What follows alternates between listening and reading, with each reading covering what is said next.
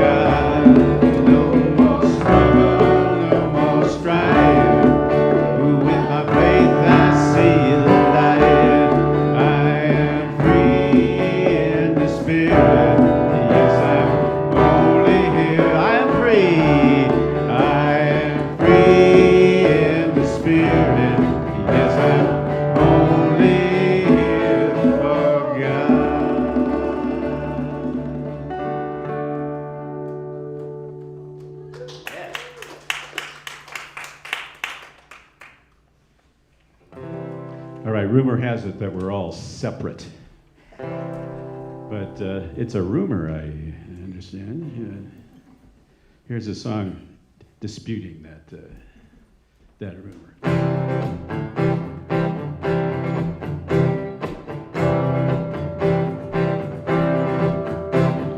There is only one of us.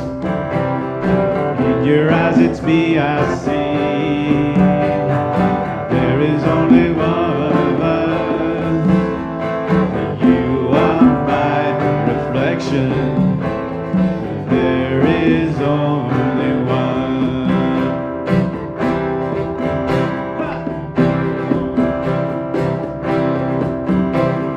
There is only one of us.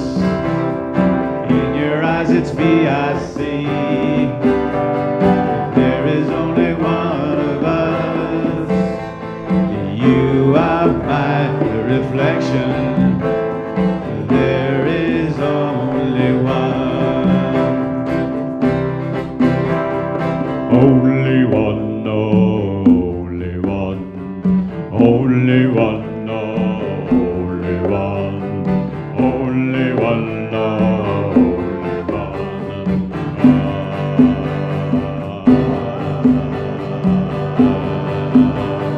1, 2, 3, 4. There is only one of us. In your eyes, it's me I see. There is only one of us. You are my reflection. There is only one. Only one, only one. Only one, only one. Only one, only one.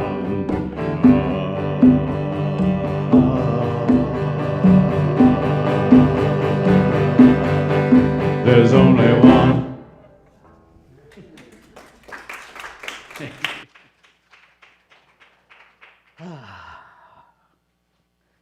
It's true, no matter how many it looks like, there's really only one. That's the fun thing we get to grapple with on a day-to-day basis, is it not? So my name is Reverend Rafe Ellis, and I am honored and privileged to be the senior minister here at Sierra Center for Spiritual Living. It's good to be back off of vacation. It's been a weird vacation stint. Take 2 weeks, back 2, off 2, back 2. But I've gotten caught up from the last 2 years and much needed rest, and I feel a lot more back in my body, and my brain has rejoined the parade. So that's nice.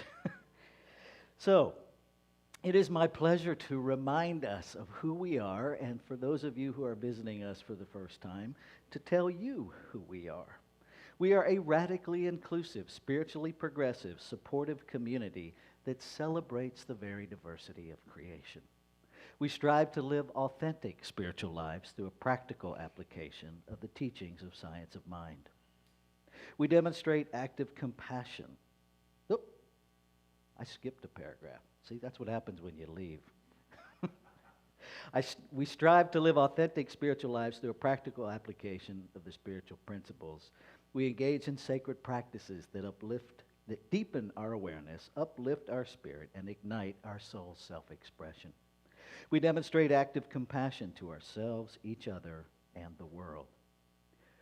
We experience meaningful contribution through giving generously of our time, talents, and treasures, and we intentionally promote this community and our teachings. And so one of the things that we do in our Sunday morning service is we have our candle lighting ritual that acknowledges the inclusivity of all paths. Our board president, Marilyn Gale, is going to assist me this morning. We light these candles to celebrate the unity of all people, all faiths, all beings, all life. We light the first candle for the shamanic traditions, honoring the beliefs and practices of all indigenous peoples. We light the second candle for Hinduism, honoring the path of knowledge, action, and devotion. We light the third candle for Taoism, honoring the path of ultimate reality, the natural way. We light the fourth candle for Judaism, honoring the ethical path of living by sacred law. And we light the fifth candle for all forms of Buddhism, honoring the middle way and path of compassion. We light the sixth candle for all forms of Christianity, honoring the teachings of Jesus as the path of love, forgiveness, and healing by the presence within.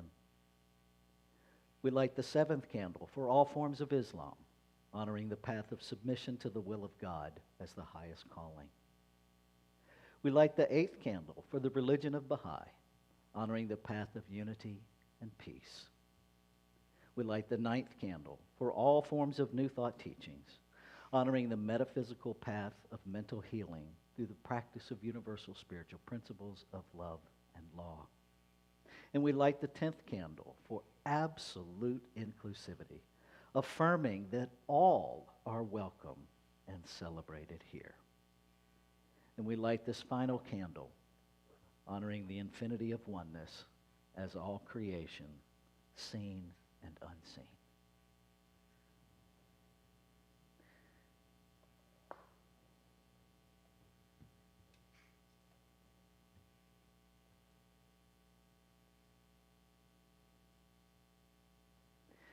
And now we're going to go back to our musicians for our next community song, Everything is Holy Now. So I want to say a brief word about this one before we launch into it, because we got a little bit of feedback that this wasn't really a community song, and I invite you to entertain the idea that there was a time that Blowing in the Wind wasn't a community song either. But repetition and taking it in makes it familiar, and it launches it into something that you can use all the time.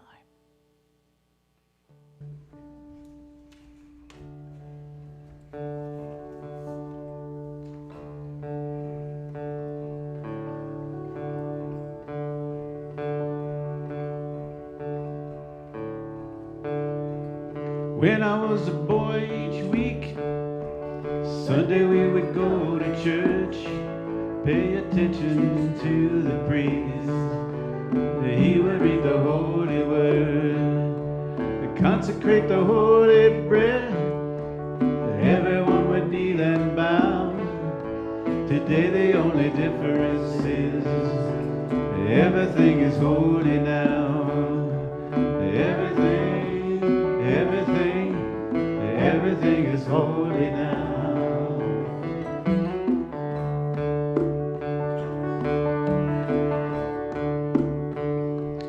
When I was in Sunday school, we would learn about the time when Moses split the sea in two, that Jesus made the water wine. I remember feeling sad, miracles don't happen still. Now I can't keep track, 'cause everything's a miracle.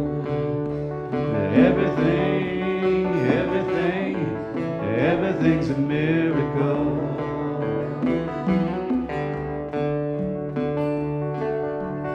Wine from water is not so small.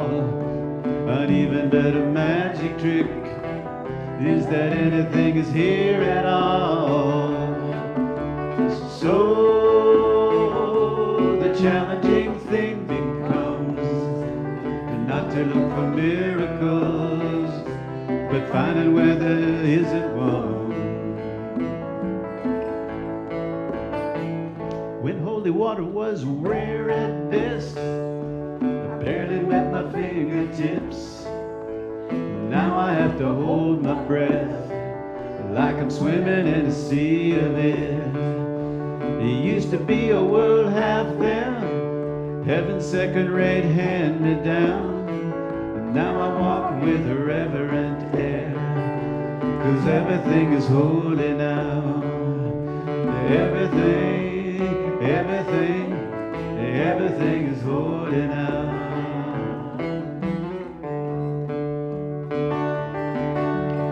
Why read a questioning child's face?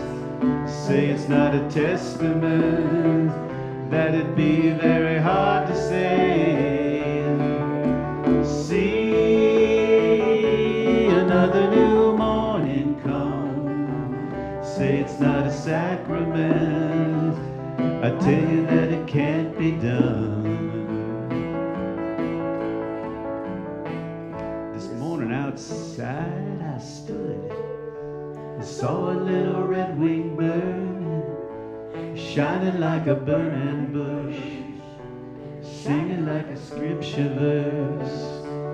Made me want to bow my head. I remember when church let out, how things have changed since then, 'cause everything is holy now.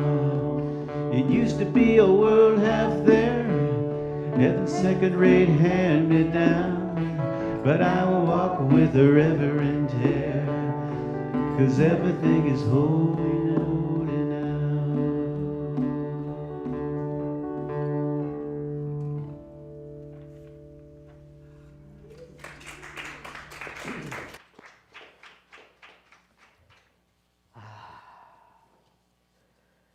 So if I appear a little distracted to my left, it's because there is this beautiful 3-month-old expression of divinity named Rosalina that has my attention.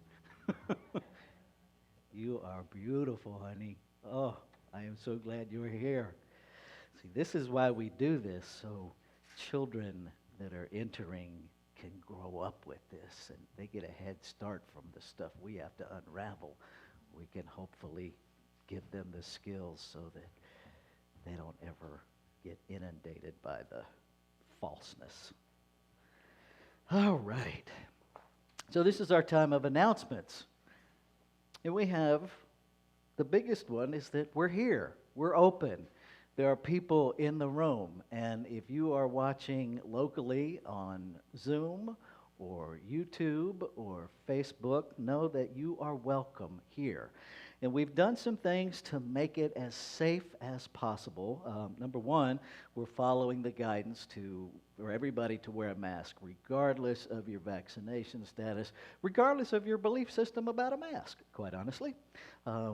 It is the directive, and so we are following that, so everybody is masked up. And then we have our bead system that allows you to communicate your comfort zone. If you want folks to stay 6 feet away from you and not touch you, you wear a red bead. That lets people know that's where you're at in the process. If you're still figuring it out, you're not real sure, you can wear a yellow beaded necklace. That communicates, check in with me before you touch me, before you get too close. I'm navigating it moment to moment.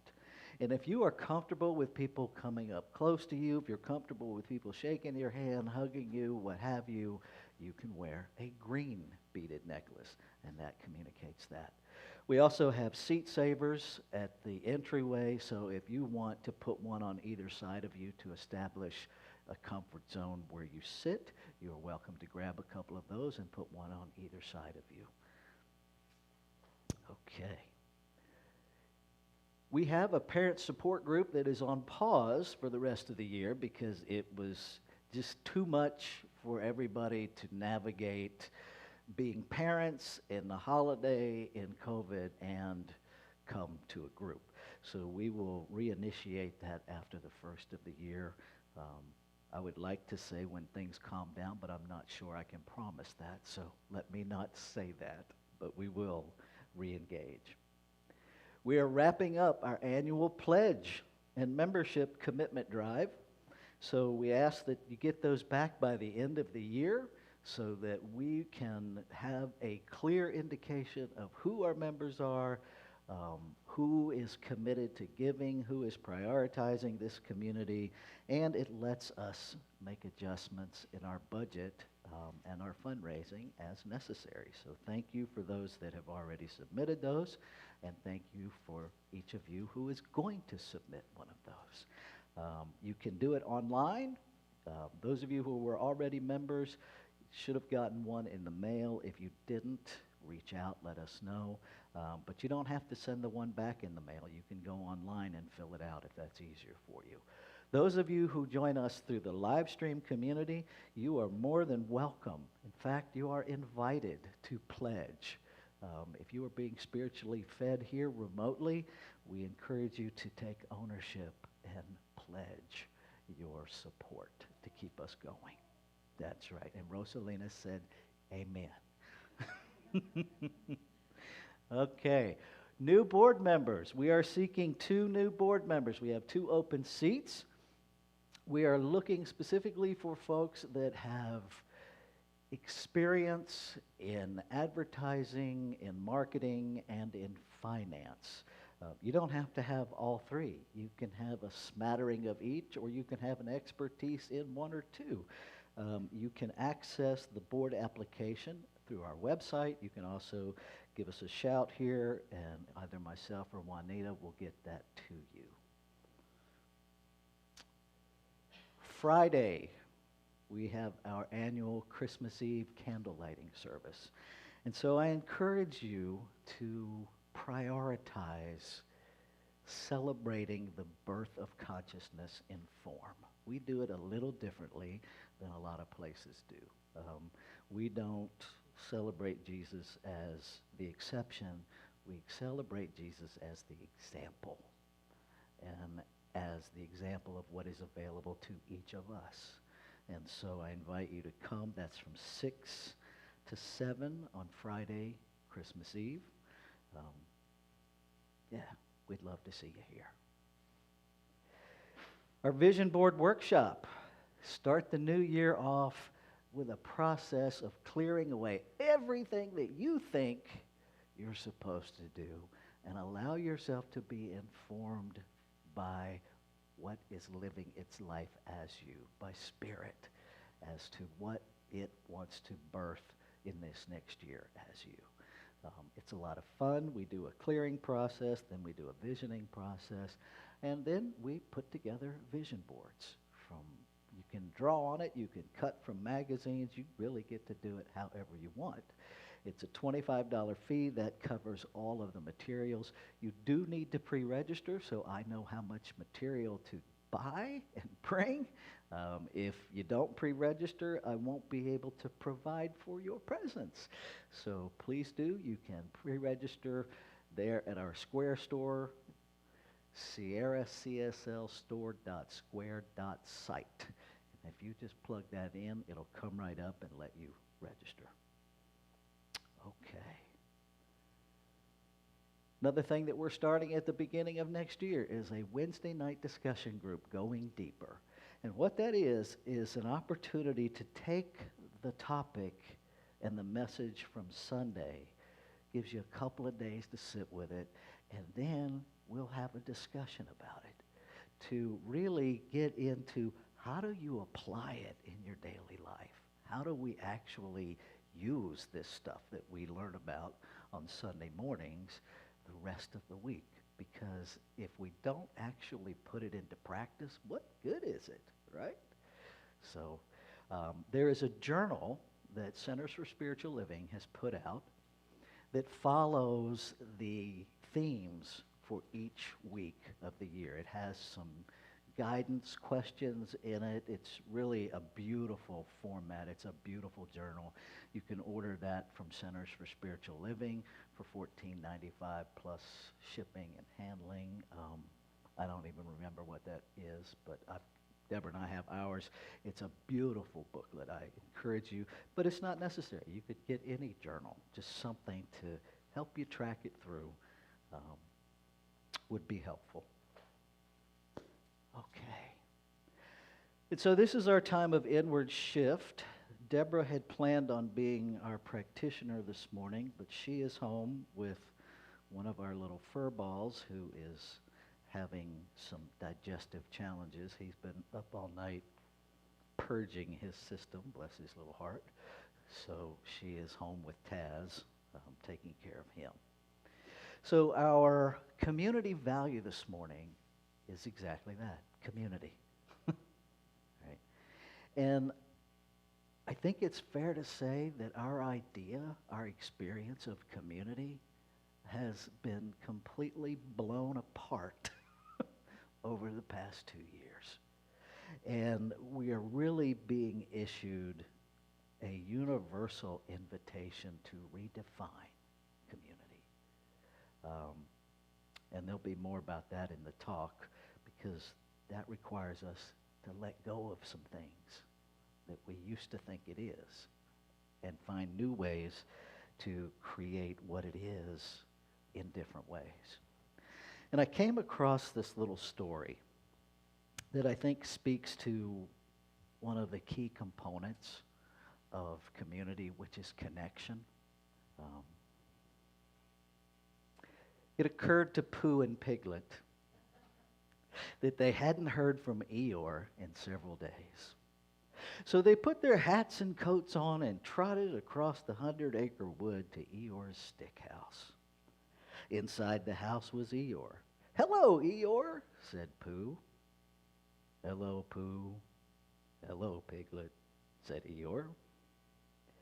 "We just thought we'd check in on you," said Piglet, "because we hadn't heard from you, and we so wanted to know that you were okay." Eeyore was silent for a moment. "I'm okay," he said. Eventually, "Well, I don't know, to be honest. Are any of us really okay?" That's what I ask myself. All I can tell you, Pooh and Piglet, is that right now I feel really sad and alone and not much fun to be around at all. Which is why I haven't bothered you. Because you won't want to waste your time hanging out with someone who is sad and alone and not much fun to be around. Would you? Pooh looked at Piglet. Piglet looked at Pooh. And they both sat down, one on either side of Eeyore in his stick house. Eeyore looked at them in surprise. "What are you doing?" "We're sitting here with you," said Pooh. because we are your friends, and true friends don't care if someone is feeling sad or alone or not much fun to be around at all. True friends are there for you anyway. And so here we are.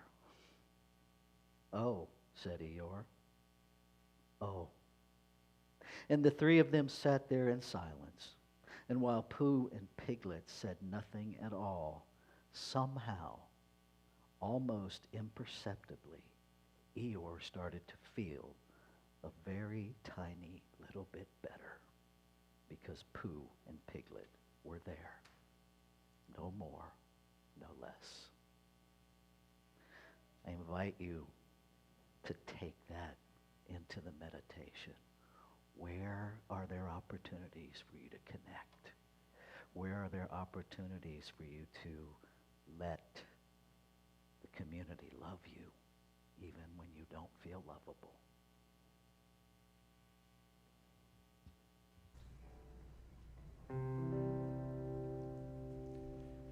Surely the presence of love is in this place.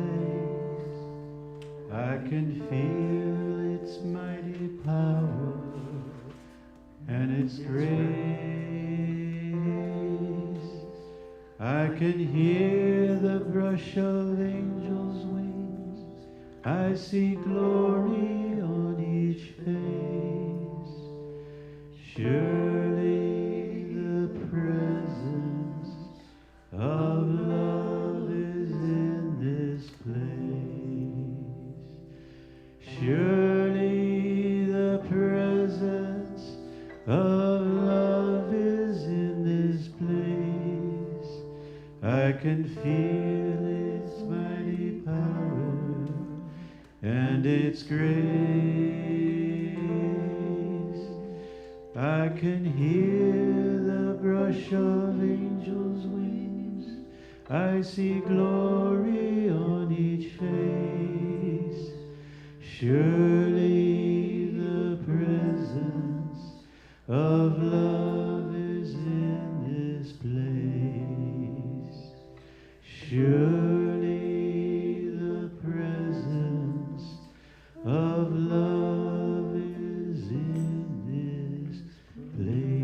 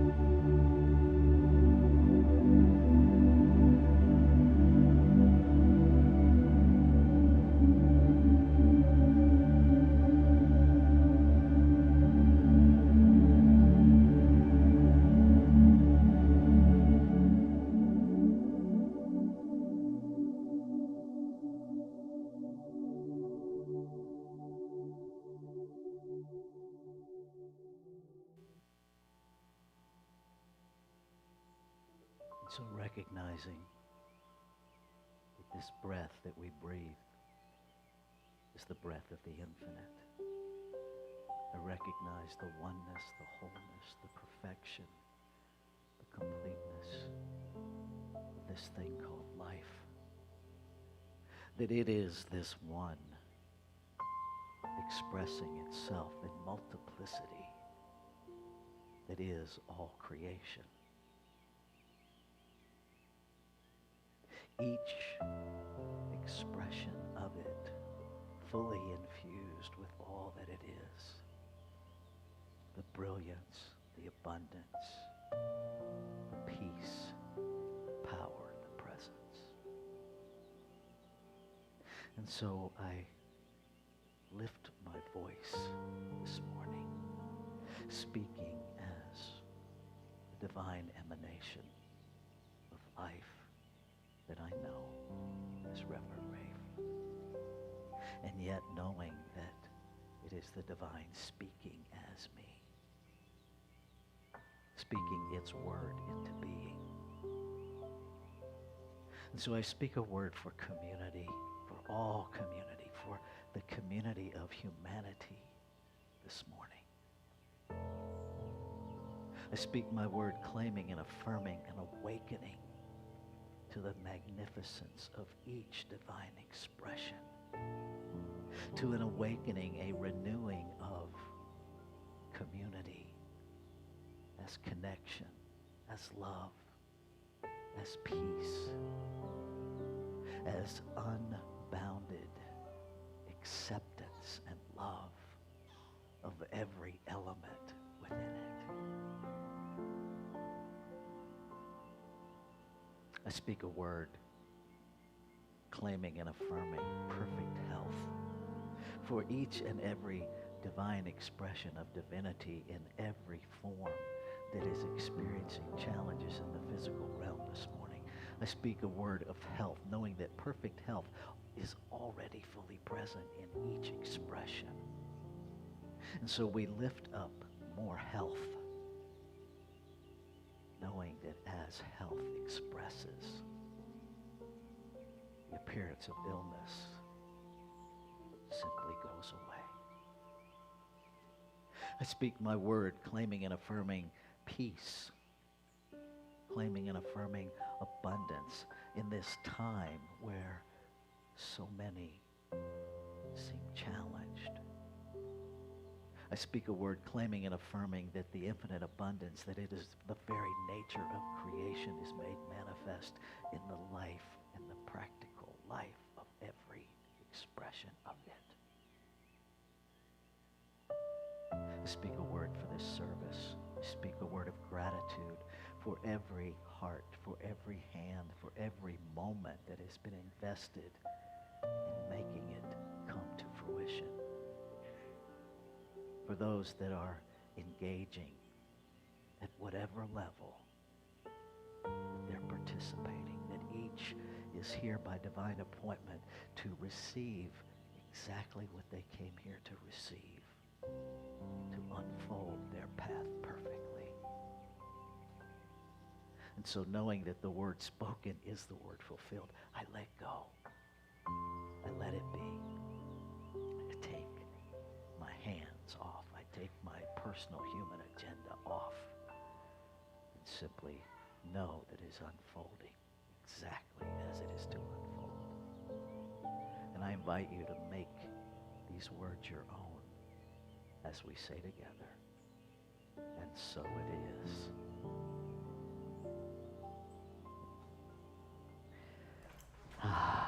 So before we go to the music, we've got our affirmation. At least I think we do. There it is. So I'm going to read it through once, and then we will read it together.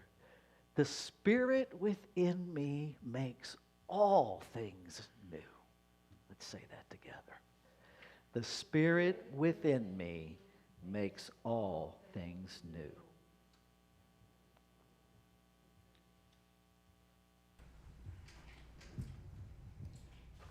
So I want to give you a little history on this song before I launch into it.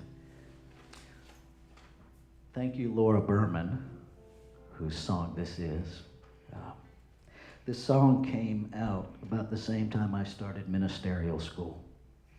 And it is a song that anchored me in this journey of really becoming who I came here to be. And so I invite you just to take this in, to make it your own. Everything that I am.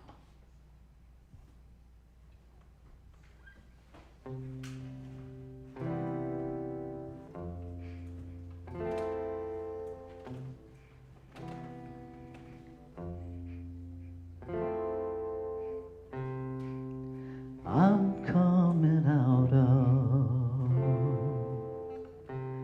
this long night's journey into the day, and I'm not afraid anymore to look in the mirror, wipe all the tears off of my face, and the sadness fades. I'm ready to be who I came here to be. I'm ready to be everything that I am, everything that I am.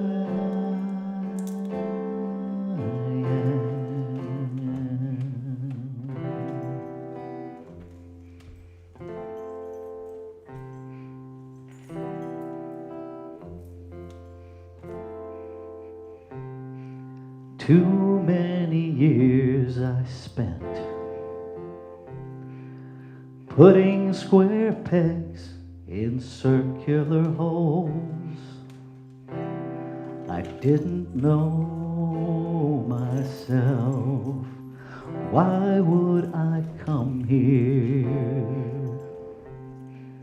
to live a life stuck in a mold? To be bought and sold.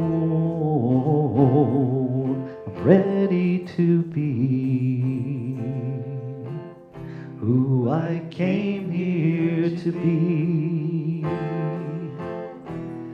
I'm ready to be everything that I am, everything that I am the I am. I am the I am. I am the I am. I am the I am. I am the I am. I am the I am. I am the I am. I am the I am.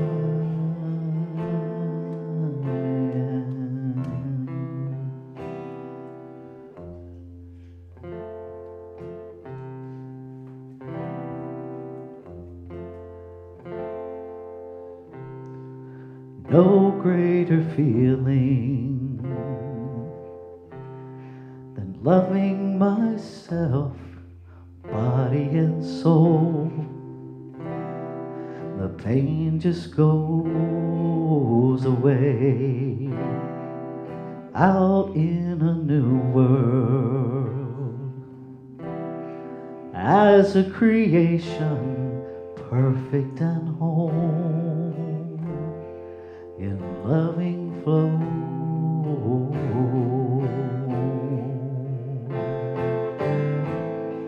I'm ready to be who I came here to be. I'm ready to be everything that I am, everything that I am the I am.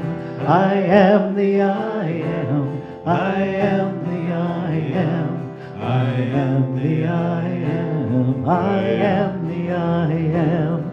I am the I am. I am the I am. I am the I am. I am the I am. I am the I am. I am the I am. I am the I am.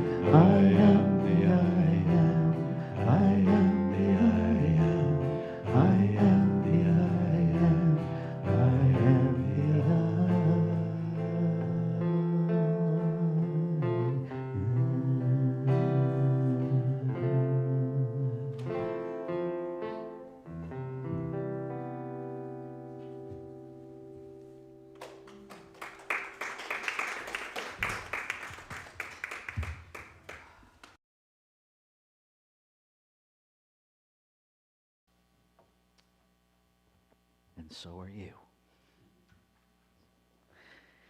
And that's a bit of what we're talking about this morning. First of all, I want to thank Reverend Madeline and Reverend Lanny for taking good care of our community in my absence. Thank you, thank you, thank you. And so our theme this month is the journey of becoming. And interestingly enough, the talk title for this morning is The Gift of a New Journey. And it's been this mental twisting wrestling match for me, because when it comes right down to it, there's just one journey. It's the journey of becoming. And so how do we get a new journey? If there's only one journey, where is there ever a new one, right? So the context for the month is that while it often feels like a journey comes to an end in this human realm, what we're really dealing with is cycles. What we're really dealing with are cycles that seem to come to an end, but really just go back into another iteration of the cycle. And we call that evolution. But evolution is never a new evolution, because it always contains everything that has come before it. And for something to be completely new, it would need to not contain anything that happened before it. And I'm pretty sure that's not possible. I mean, I'm looking at this new little life over here, Miss Rosalina, and she didn't come out of nothing. She came out of two people that were here before, and yet she is quite new in and of herself.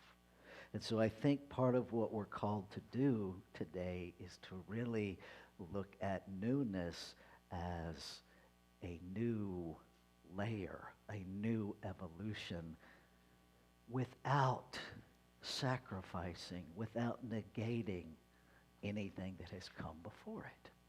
And that's challenging for us in this human realm.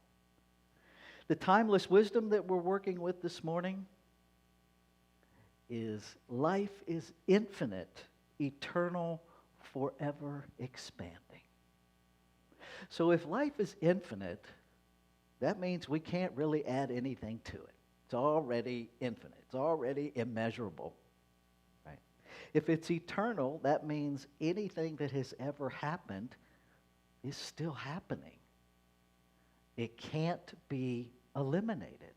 In eternality, there is no end, right? So the amoebas, everything that existed before the Big Bang, in fact, the unformed everything, still exists. Infinite possibility is still very much right here, right now.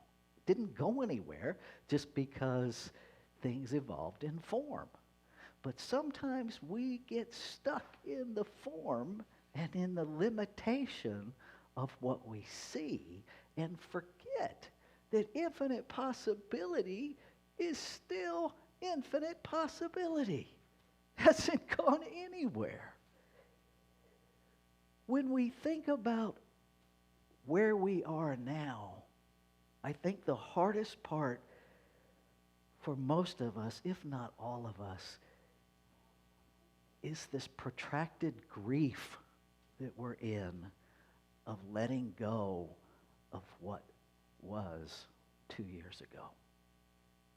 And this pull to go back to that rather than to embrace the cycles of creation, that perhaps some of what was happening, perhaps a lot of what was happening 2 years ago no longer serve us. And that they serve us best as a foundation to build upon rather than something to go back to, right? We all came out of the unformed. We all came out of amoebas, right? That evolved into even more form.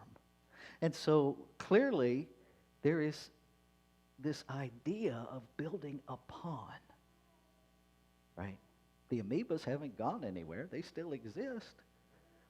They just expanded into new forms.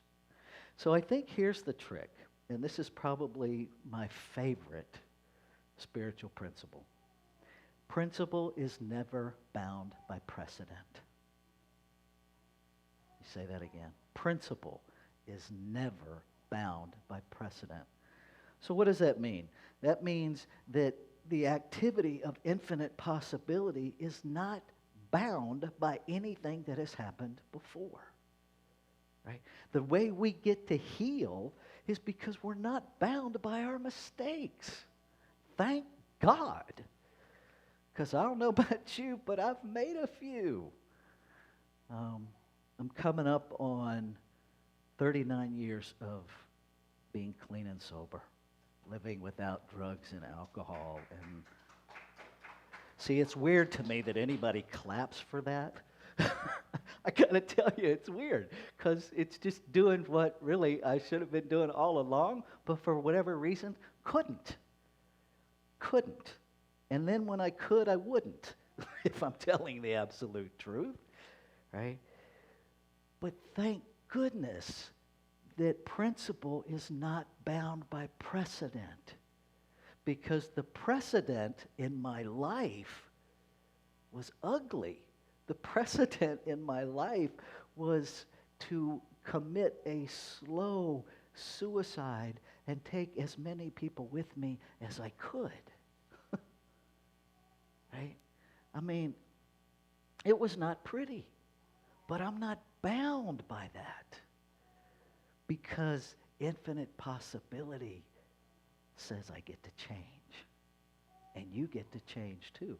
And the whole world gets to change. And whether we agree with it or not, it is changing. Viruses clearly get to change, because they do. They don't really, I don't know if you've noticed, but they're not asking our permission to mutate. They're just doing what they do. Principle is not bound by precedent. Evolution is going to happen. It is happening even now as I'm speaking. And we get to choose whether we're going to participate mindfully or not. And don't you worry about any noise that child is making. That's God chatting over there. It's all good. So here's the thing. A couple of quotes that I want to anchor in and talk about. Ernest Holmes said this: "Nature will not let us stay in one place too long.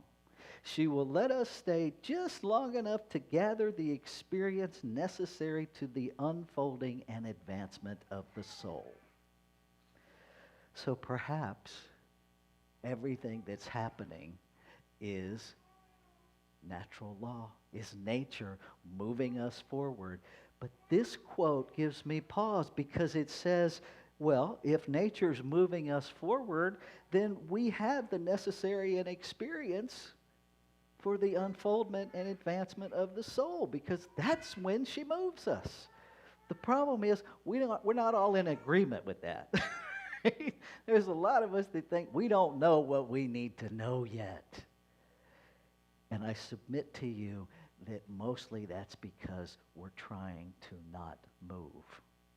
We're trying to go back. We're trying to recreate what is gone. Right? Principle is not bound by precedent. What will it look like if we let go of that? What will it look like if we allow ourselves to grieve a society that we thought existed, to grieve relationships that we thought existed in a certain way that don't exist that way anymore? What if we allowed ourselves to grieve the collective loss of life? I think it's in the millions at this point, of lives that have transitioned off the planet. I can't say it wasn't their time to go. I can't say it was. I can say it's enormous to experience that in this human form because we're just not used to that kind of volume. But what if we embraced it as life unfolding itself? It's our judgments that get in our way. Ernest Holmes also said this: all laws are universal and may become individualized. The thing that stands between you and the greater good is a thing of thought and nothing else. It is not reality that you must change, but your mental reaction to it. Okay. I don't have the quote here, but my favorite Ernest Holmes quote: many of us think our thoughts create reality. This has never been true. Thinking the world was flat never made the world flat. It simply made our experience of it flat. Okay. Reality in this teaching is that infinite possibility. Reality is that there is one unformed substance that emanates itself into form. That's reality. Reality is the wholeness, that no matter what's happening in this physical realm, it is whole, perfect, and complete. And each of us is whole, perfect, and complete. It's only our thought processes that get stuck in the form that make us feel less complete, that make us feel separate, that make us feel lacking. And Emma Curtis Hopkins, if you haven't studied Emma, I highly recommend. Emma Curtis Hopkins is like that. There's a reason she was called the teacher's teacher, because she was no nonsense. If it's so, I said it. If I said it, it's so because I said it, and I said it because it's so. You know, she would listen to your story and then tell you, don't ever tell that story again. You're done. Right? So this is what Emma Curtis Hopkins has to tell us this morning. The world will persist in exhibiting before you what you persist in affirming the world is. Let me say that again. Thank you, Emma. The world will persist in exhibiting before you what you persist in affirming the world is. So if you continue to affirm that the world is a broken place filled with mean, evil people, you're going to experience a broken world filled with mean people. It doesn't mean there aren't good people here. It doesn't mean, now I'm going to be really careful here because I know some of you will take that and run in a different direction. I didn't say evil behavior doesn't happen. That's not what I said. Behaviors are hurtful. People are emanations of God. Our thinking shows up as behavior, which is easily correctable. What do we teach? Change your thinking, change your life. Where we get stuck, if we want to get really honest, is I would much rather focus on your behavior and use my thoughts to change you than my thoughts to change me. Because it's your fault I'm acting the way I'm acting. See, if you just get your act together, then I'd get my act together because I'm reacting to your actions, so it's really not my fault. Really. You just clean up your act. You know, if, you know, the Republicans, if the Democrats would just clean up their act, the world would be fine. The Democrats, if the Republicans would just clean up their world, everything would be just fine. The progressives want both sides to change. Great. Here's what my invitation to you this morning is. What do you need to change? What do you want to see? Where's the world that you want to experience? Because the only thing stopping you is affirming that the world is different than what you want. The only thing stopping you is blaming everyone else for your experience. Okay? Life happens. You know, I wanted to get a lot more sleep than I got last night. I really did. I didn't want to wake up every hour and a half and deal with a dog that was throwing up everywhere around the house. But that's what unfolded. So I had two choices. I could be mad. I could act like, a 62-year-old spoiled child who had been infringed upon by this little fur baby. Or I could get up, be a daddy, take care of him, and do whatever needs to be done. And, like they told me in ministerial school, you can sleep when you're dead. But how do we show up? How do we react? How do we react when people do things that harm us in this human realm? If we react with retaliation, are we not also engaging in harmful behavior? But see, we get this self-righteous indignation thing going where it's okay if I harm you back. But it wasn't okay that you harmed me first. Harm is harm, people. Doesn't matter who went first. About the only time that really matters is in dominoes, and typically whoever goes first wins. Right? So somebody does something that is hurtful. Doesn't mean you ignore their behavior, doesn't mean we co-sign the behavior, but you get to choose how you show up in response or reaction. You get to choose, do you show up lovingly, or do you show up in retaliation, engaging in the same behavior and refusing to admit it? 3 questions, 3 things to explore this week.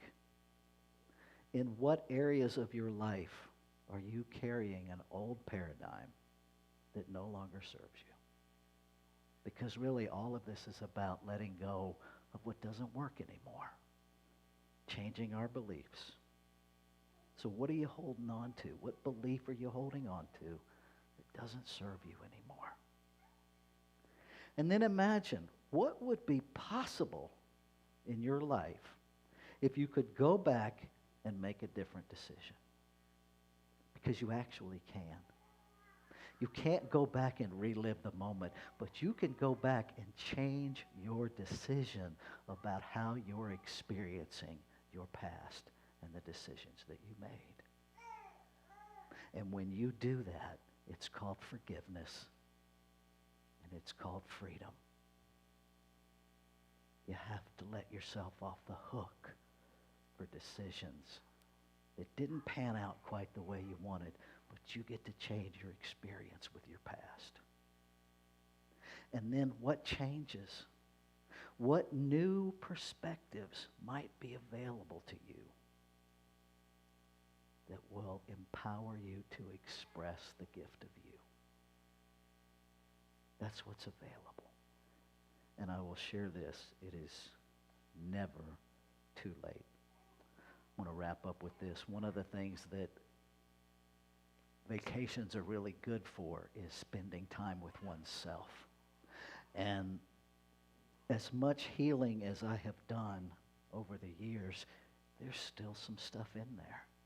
There's still some self-hatred for decisions that I wish I had made differently. And so I have hired a coach.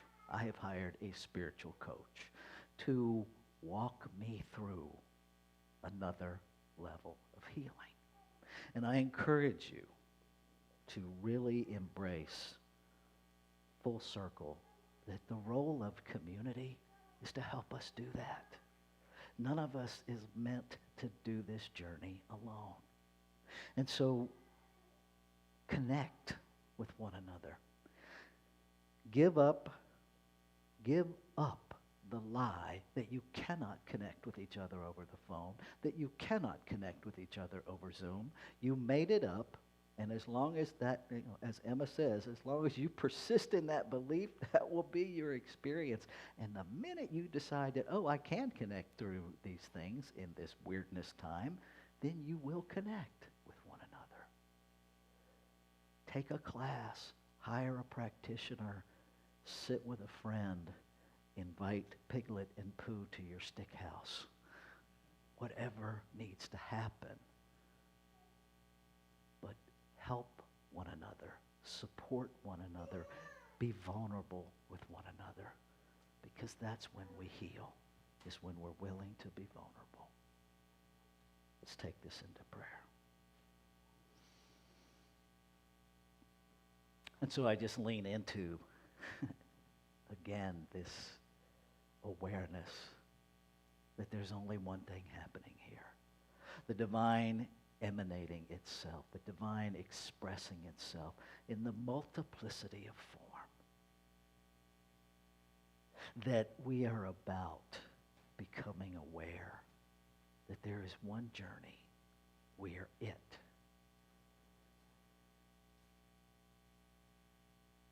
I speak my word, claiming and affirming that every path is that path returning to the awareness of the magnificence of the unformed in form. It's a letting go of anything unlike that and stepping into everything that we came here to be.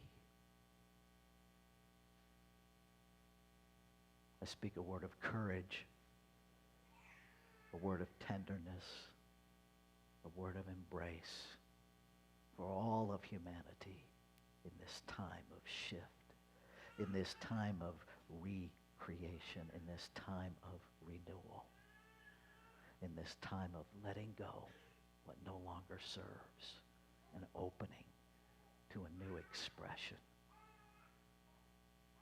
Grateful to know that it's already done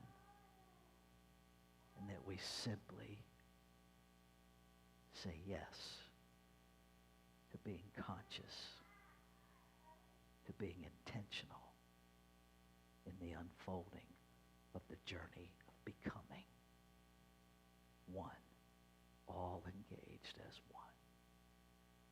And so with deep gratitude, I release and let it go. Invite you to join me as we say together, and so it is.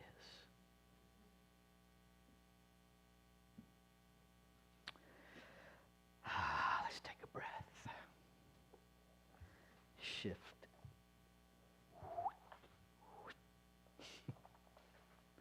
So this is our time of intentional giving. At least that's what I think it is. Yes, there we go. And so I want to encourage you, if you're in the room, if you're not already a part of the Auto Tithe program, to consider that. If you're joining us via live stream through any of the avenues, if you have been spiritually fed here today, I invite you to go to that link there on your screen and give, to consciously support what is supporting you. Let's say our giving affirmation together. Here we go.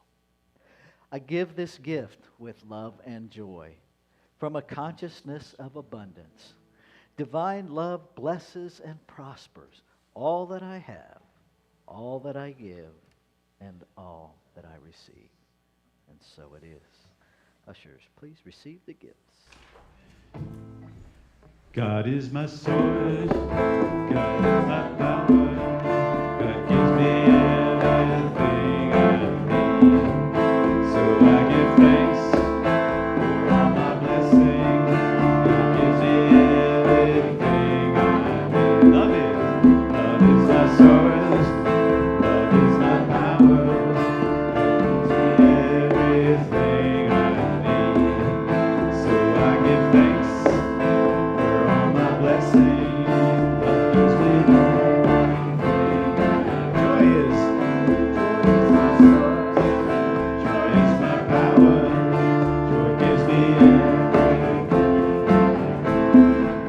So I give thanks for all my blessings.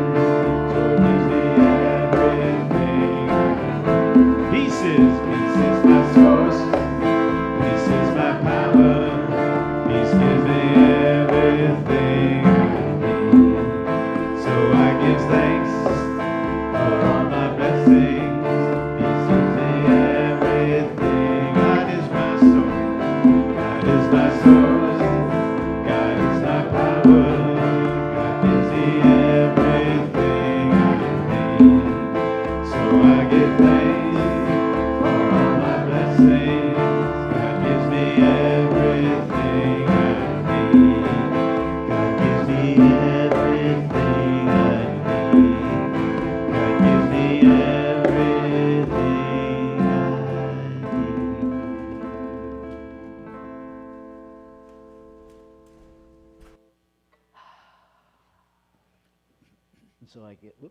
And so I give thanks for the divine as money, knowing that we give through Sierra Center for Spiritual Living to do good work in the world, to sustain the ministries of this beautiful community, and to grow the consciousness of oneness. And so it is.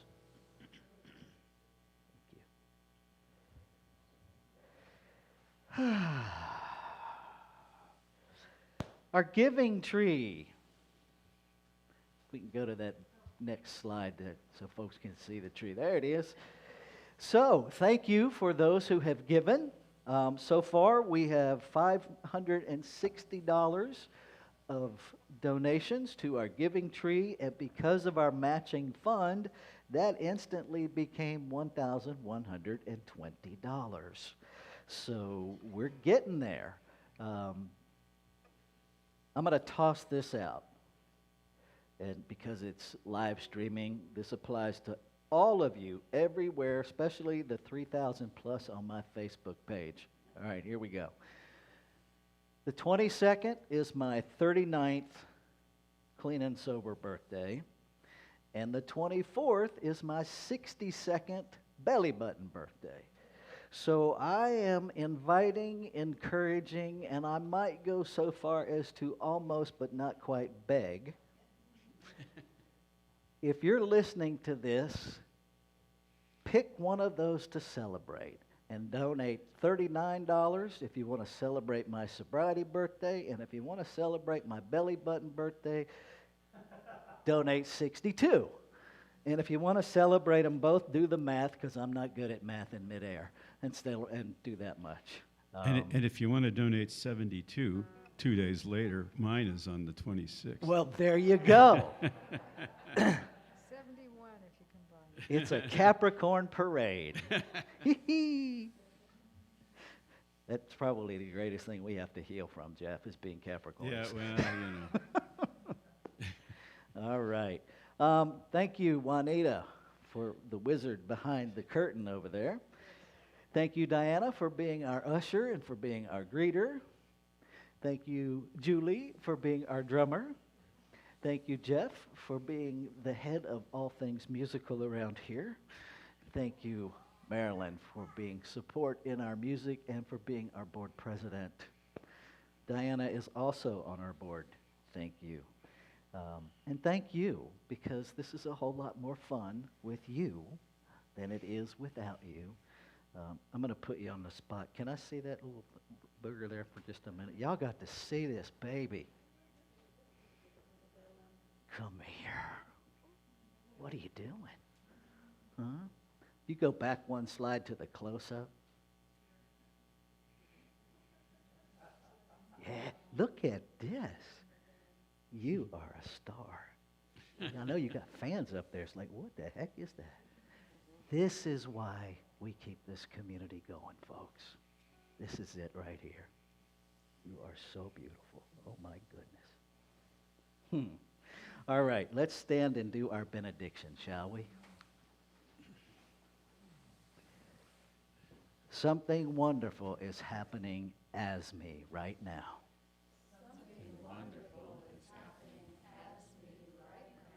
It is this thing called life. It is this thing called love. It is this thing called the journey. I know it. I feel it. I sense it. Because I am it. And so it is. Sing us out. I give myself permission to be all I can be. I give myself permission to live passionate through I give myself permission to be all I can be. I give myself